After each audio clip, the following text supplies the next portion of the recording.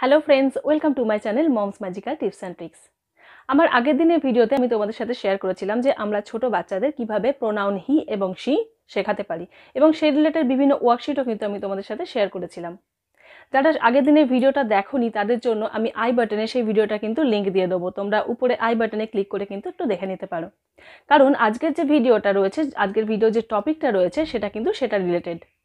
আজকে আমি তোমাদেরকে দেখাবো যে আমরা বাচ্চাদেরকে কত সহজে হিজ এবং হারের কনসেপ্টটা ক্লিয়ার করাতে পারি। হিজ এবং হারের কনসেপ্ট ক্লিয়ার করানোর জন্য আমাদের কিন্তু এইভাবে বাচ্চাদেরকে একটু শেখাতে হবে।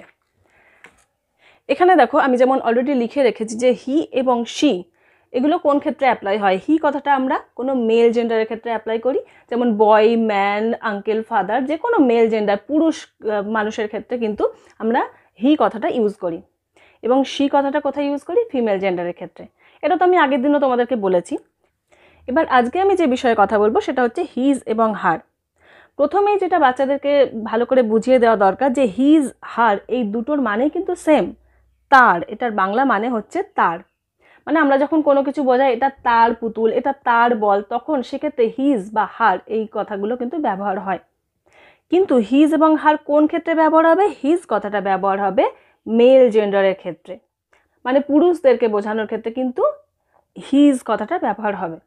যেমন সেটা হতে পারে বয়, ম্যান, ফাদার, আঙ্কেল, যে কোনো এই ধরনের যারা মেল জেন্ডার তাদের ক্ষেত্রে কিন্তু হিজ কথাটা ব্যবহার করা হবে। এবং হার কথাটা কোথায় ব্যবহার করা হবে? ফিমেল জেন্ডারের ক্ষেত্রে। সেটা গার্ল হতে পারে, মাদার হতে পারে, সিস্টার হতে পারে, ওম্যান, যে কোনো এই ধরনের ফিমেল জেন্ডারের ক্ষেত্রে কিন্তু হার কথাটা ইউজ হয়।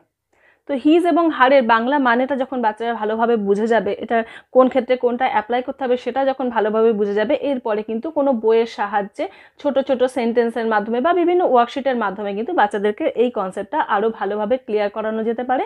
এবং এই হিজ, হার, হি, শি প্রত্যেকটারই কিন্তু ভালোভাবে টেস্ট নেওয়া যেতে পারে। এক্ষেত্রে আরেকটা জিনিস বলবো যে শুধুমাত্র বই থেকে পড়ানোই নয়, বাড়িতেও কিন্তু মুখে মুখে ছোট্ট ছোট্ট সেন্টেন্স বাচ্চাদেরকে শেখাতে হবে যেখানে হিজ, হার এগুলোর ব্যবহার হবে।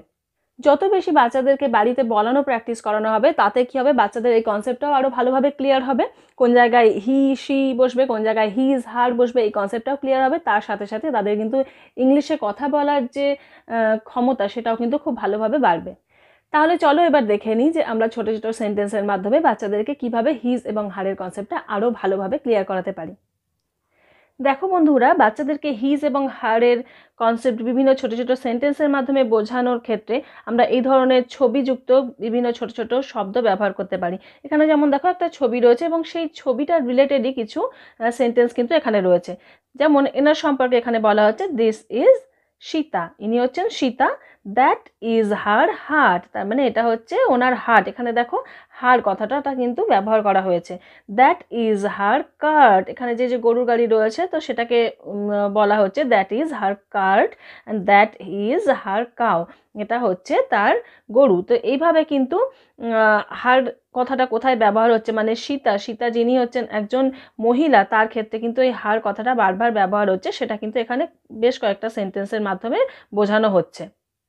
একই রকমভাবে দিস ইজ রামু, এনার নাম হচ্ছে রামু, এবং এক্ষেত্রেও কি বলা হচ্ছে? দ্যাট ইজ হিজ হাউস, এখানে দেখো হিজ কথাটা ব্যবহার হচ্ছে। That is his house, that is his goat, that is his cycle.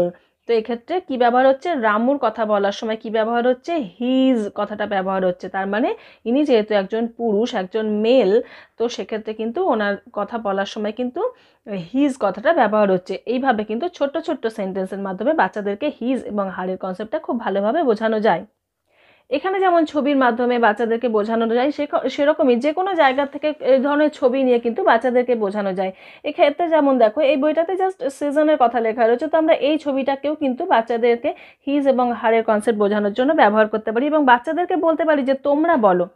যেমন এখানে এটা হচ্ছে একটা গার্ল, তো আমরা যদি এক্ষেত্রে বাচ্চাদেরকে বলতে বলি যে এটা হয় তার ছাতা, এটা যদি বলতে বলি তাহলে সে কিভাবে বলবে? এখানে এইভাবেও সেন্টেন্সটা বলে দেওয়া যেতে পারে যে দিস ইজ, অপশান দেওয়া হলো হিজ না হার আমব্রেলা হবে, কি হবে তুমি নিজে বলো। এইভাবে বাচ্চাদেরকে বলানো যেতে পারে। তো বাচ্চা যদি কনসেপ্টটা মনে থাকে যে কোথায় হিজ বসবে কোথায় হার বসবে, তাহলে কিন্তু সে ইজিলি বলে দেবে যে দিস ইজ হার আমব্রেলা। যেহেতু এটা একটা মেয়ে গার্ল, তো সেক্ষেত্রে কিন্তু হার আমব্রেলা বলতে পারবে এবং এর ক্ষেত্রে হিজ আমব্রেলা বলতে পারবে।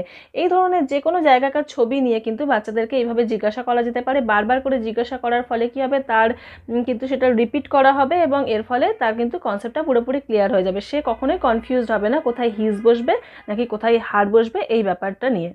এরকমই যে কোনো ছবি কিন্তু ব্যবহার করা যেতে পারে। এখানে যেমন দেখো, এখানে একটা বেডরুমের ছবি রয়েছে এবং এখানে কিছু অবজেক্টসও রয়েছে এবং এখানে ধরা এখানে একটা ছেলে শুয়ে রয়েছে। সাপোজ এখানে বাচ্চাকে বলা হলো যে এর নাম হচ্ছে রবি, তো এখানে আমরা কি বললাম, দিস ইজ রবি। এবার এই পিলোটাকে যদি বলা হয় যে এটা তার পিলো, তাহলে সেক্ষেত্রে কি বলতে হবে সেটা বাচ্চাকে জিজ্ঞাসা করতে হবে। তাহলে কি বলবে, দিস ইজ হিজ পিলো বলবে না হার পিলো বলবে, কি বলতে হবে সেটা বাচ্চাকে বলতে হবে। তো তার যদি জানা থাকে সে ইজিলি বলে দেবে দিস ইজ হিজ পিলো। তো এইভাবে বিভিন্ন ছবির মাধ্যমে কিন্তু বাচ্চাদেরকে দিয়ে এই হিজ এবং হারটা প্র্যাকটিস করানো যায় এবং ওয়ার্কশিটের ক্ষেত্রেও কিন্তু এভাবে লিখে লিখে বিভিন্ন ওয়ার্কশিট করানো যেতে পারে। আমার নেক্সট ভিডিওতে আমি তোমাদের সাথে all in one worksheet share করব, যেখানে this that he she his her সমস্ত কিছু একসাথে বাচ্চাদেরকে দিয়ে প্র্যাকটিস করানো যেতে পারে। সেটা কিভাবে করানো যেতে পারে সেটা তোমাদের সাথে শেয়ার করব। তো আজকে আমি আলাদা করে তোমাদের সেরকম কোনো ওয়ার্কশিট দেখাচ্ছি না, নেক্সট ভিডিওতে পুরোটা কিন্তু একসাথে দেখে নিতে পারবে। আর আজকের ভিডিওটা তোমাদের কেমন লাগলো সেটা প্লিজ কমেন্ট করে কিন্তু আমাকে জানিও।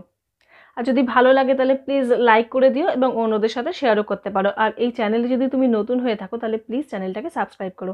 আজকের মতো তাহলে এই পর্যন্তই থাক। ভালো থেকো, সুস্থ থেকো।